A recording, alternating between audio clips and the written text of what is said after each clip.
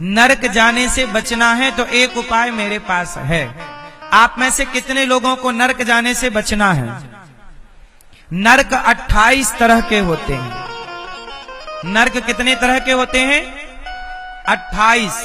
जैसे आप मांस खाते हो, माना कि मछली, मुर्गा, बकरा, तो वहां बड़ी बड़ी कढ़ाइयां होती हैं। उनमें जैसे आप मछली कढ़ाई में डालते हो, ऐसे आपको भी बड़ी बड़ी कढ़ाइयों में बघार देते हैं।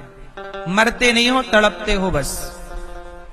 वहां पे मावाद की नदियां हैं। जैसे फोड़ा हो जाता है ना, तो मावाद भर जाती है। वो मावाद की नदियां, उनमें डुबा दिया जाता है। रौरव, महारौरव, अंध्रतामिश्र, सूकर मुख, ये सब नरक के नाम हैं। नरक कितने तरह के होते हैं? 28। इन नरकों में जो व्यक्ति जैसा पाप करता है, जैसे आपका किसी पराये पुरुष से ईलू ईलू है, और जैसे किसी पुरुष का पराई औरत से ईलू ईलू है, तो आपको वहां भी ईलू ईलू मिलेगा। वहां भी स्वर नरक में एक लोहे का पुरुष मिलता है और लोहे की स्त्री मिलती है। जो स्त्रियां अपने पति को धोखा देके पराये मर्द से ईलू ईलू खेलती हैं, उन स्त्रियों को नरक में एक लोहे का पुरुष होता है।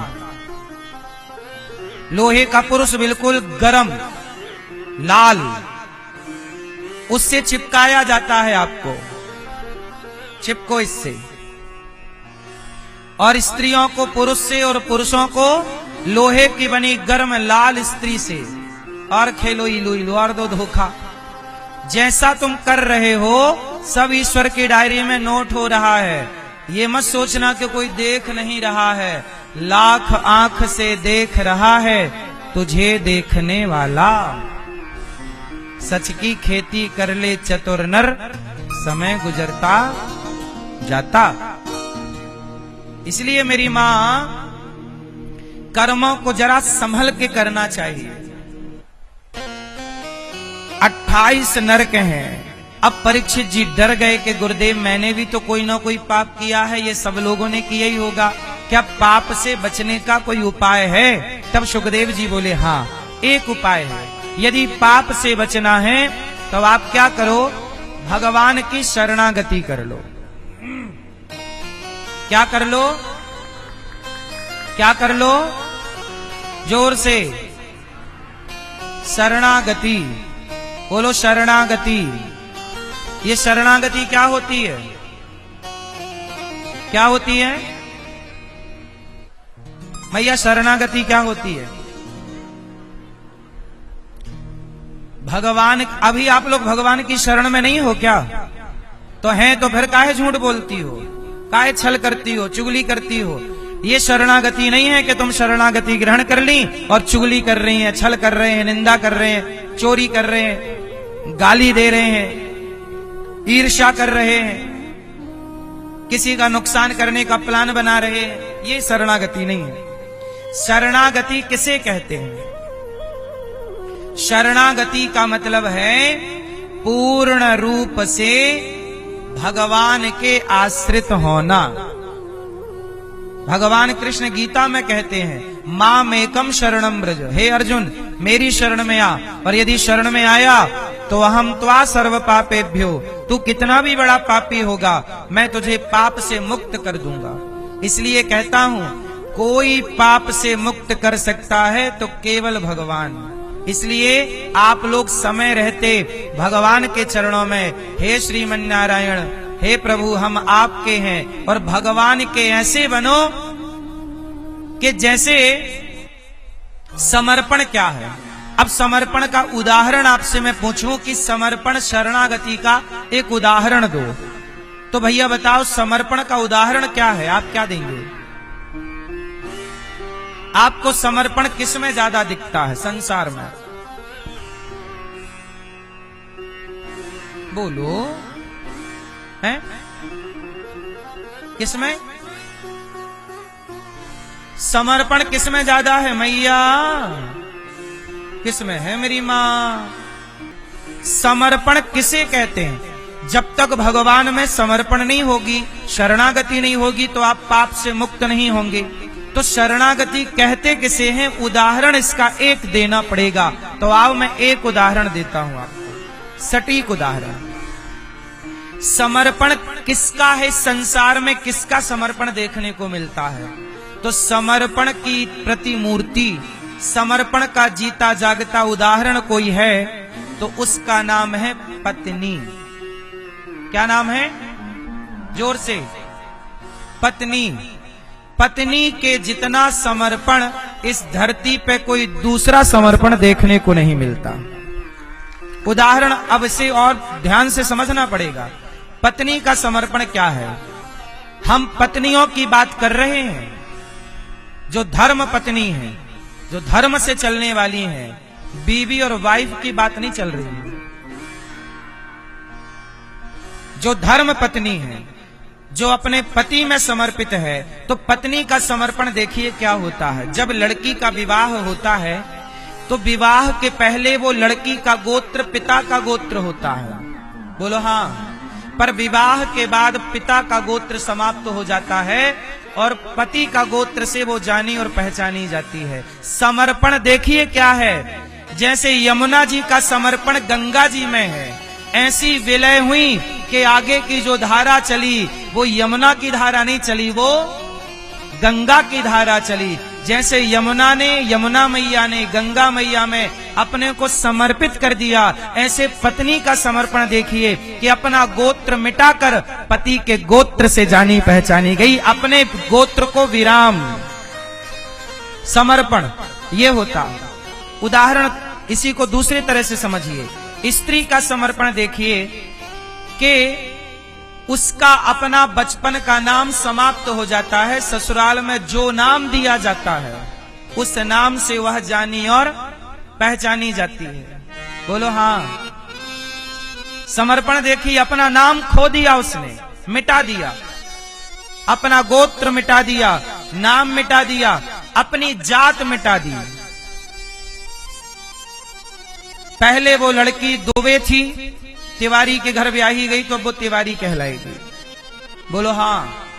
पहले वो लड़की कुछ और की थी पर जिस में ब्याही गई वो कहलाएगी। अपना नाम, अपना गोत्र, अपनी जात छोड़ दी, बोलो हाँ। और पति के नाम, पति के गोत्र, पति की जात से पहचानी गई। समर्पण देखिए। फिर देखिए कि वो पत्नी, सिर उसका है, मांग भरती है, किसके लिए? पति के लिए। हाथ उसका है, मेहंदी लगाती है, पति के लिए। पेट उसका है पर बच्चा रखती है पेट में 9 महीने, खून अपना बहाती है, पेट अपना फड़वाती है, पर उस बच्चे का नाम मां से नहीं पिता से जाना पहचाना जाता है। समर्पण देखिए।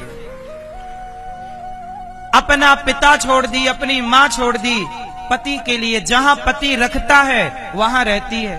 पति की हंसी पत्नी की हंसी होती है, पति का सुख पत्नी का सुख होता है और पति का दुख पत्नी का दुख होता है। आप ही बताइए कि नारी के समर्पण से बड़ा समर्पण हमारे देश में एक सन्यासी होते हैं। सन्यासी भी अपने नाम गोत्र छोड़ देते हैं और सन्यासी हो जाते हैं, लेकिन सन्यासी भी इतना त्याग नहीं करता जितना त्याग भारत की एक स्त्री करती है। आप देखिए कभी हिस्ट्री उठा करके। गला उसका है पर मंगलसूत्र पति के नाम का है। जितना समर्पण एक स्त्री का है, मुझे नहीं लगता कि इस धरती पे इतना समर्पण किसी और का होगा। आपको कोई और नाम सूझ रहा हो तो मुझे बता दो। स्त्री का समर्पण, जैसे स्त्री पत्नी है, पति के लिए हो गई समर्पित, जैसे पत्नी पति में समर्पित है, ऐसा ही समर्पण जिस दिन भक्त का भगवान में हो जाए, इसी का नाम शरणागति है। कि सुख भी तेरा और दुख भी तेरा। पति यदि पेड़ की छांव में रहने लग जाए तो पत्नी भी रहने लग जाएगी। पति महलों में रहने लग जाए तो पत्नी भी महलों में रहने लग जाएगी। पति 100 रुपया की साड़ी पहनाए तो 100 की पहन लेगी और 1000 की पहनाए तो 1000 की पहन लेगी। ये समर्पण है। यही समर्पण चाहिए कि जिंदगी की डोर सौंप हाथ दीनानाथ के, महलों में रखें चाहे झोपड़ी में वास दे। पति जहां रखता है पत्नी वहां रहती है, पर खुश रहती है, बस पति का प्यार चाहती है। ऐसे आप भी भगवान जहां रखें वहां उस हाल में खुश रहिए और प्रभु के प्यार का अनुभव करते रहिए। यही समर्पण है। इसे कहते हैं समर्पण, इसे कहते हैं शरणागति। यदि स्त्री जैसा समर्पण नहीं आया तो आपकी शरणागति नहीं हुई। अपने को मिटाना पड़ेगा, जीरो। इसलिए राम तुलसीदास जी ने ग्रंथों में लिखा है कि हमें शून्य होना पड़ेगा। बोलो एक, बोलो एक। शून्य। कौन बड़ा है, शून्य बड़ा कि एक बड़ा? कौन बड़ा? एक बड़ा है। कौन बड़ा? एक बड़ा है, शून्य बड़ा नहीं है। लेकिन एक बात बताएं, जब एक के पीछे खड़ा हो जाता है शून्य तो कितना बन जाता है? 10। एक तो एक है, पर शून्य पीछे चला गया तो अच्छा, और शून्य आगे चला गया तो? एक के आगे शून्य लगा तो एक रहेगा। एक के आगे शून्य लगा तो एक रहेगा, और पीछे लग गया तो? बोलो हाँ। हाँ, इसका मतलब है एक कौन? एक परमात्मा है और हम सब शून्य हैं। यदि एक परमात्मा के पीछे रहोगे तो 10 हो जाओगे। तुम्हारा परिवार, तुम्हारा व्यापार 10 गुना बढ़ जाएगा। राम नाम एक अंक है, बाकी साधन सून। राम रहे 10 गुण है, राम बिना सब सून। एक राम, एक भरोसे, एक बल, एक आस विश्वास, एक राम घनश्याम हित चातक तुलसीदास। एक एक एको ब्रह्म द्वितीयो नास्ति, एक ईश्वर। सदा अपने को, अच्छा एक के आगे खड़ा हो जाए शून्य तो शून्य ही रहेगा। ईश्वर के आगे खड़े मत होइए। ईश्वर के, महाभारत के युद्ध में अर्जुन कृष्ण के आगे थे कि पीछे? कृष्ण आगे हैं, रथ चला रहे हैं, और अर्जुन बस इसलिए जीतना। जिस दिन कृष्ण के, भगवान के पीछे खड़े होना आप लोगों को आ गया और समर्पण के साथ खड़े होना आ गया, उस दिन आपकी जीत तय है। कोई नहीं रोक सकता आपको। बस पीछे खड़े होना आ जाए। इसलिए समर्पण चाहिए। और समर्पण कैसा? पत्नी तुम्हारी गुरु है, पत्नी से सीखो। अपनी पत्नी को समर्पण का गुरु समझो। जैसा समर्पण वो करती है आप भी करो ईश्वर के चरणों में। ईश्वर की पत्नी बन जाओ। इसलिए भीष्म पितामह कहते हैं कि प्रभु मेरी बेटी को आप स्वीकार कर लो। भगवान कृष्ण बोले पितामह आप तो बाल ब्रह्मचारी हो, आपकी बेटी कहां से आ गई? आपकी तो कोई बेटी नहीं है, कहां से आपकी बेटी आई? कहा कि महाराज जो मेरी बुद्धि है, इतिमति रूप कल्पिता वितृष्णा भगवती सात्वत पुंगवे विभूमि। ये जो मेरी मति है, बुद्धि है, यही मेरी पुत्री है, इसे स्वीकार कर लो। मतलब मेरी मति, मेरा मन सदा भगवान के चरणों में लगा रहे। यही समर्पण है, और कहीं ना जाए।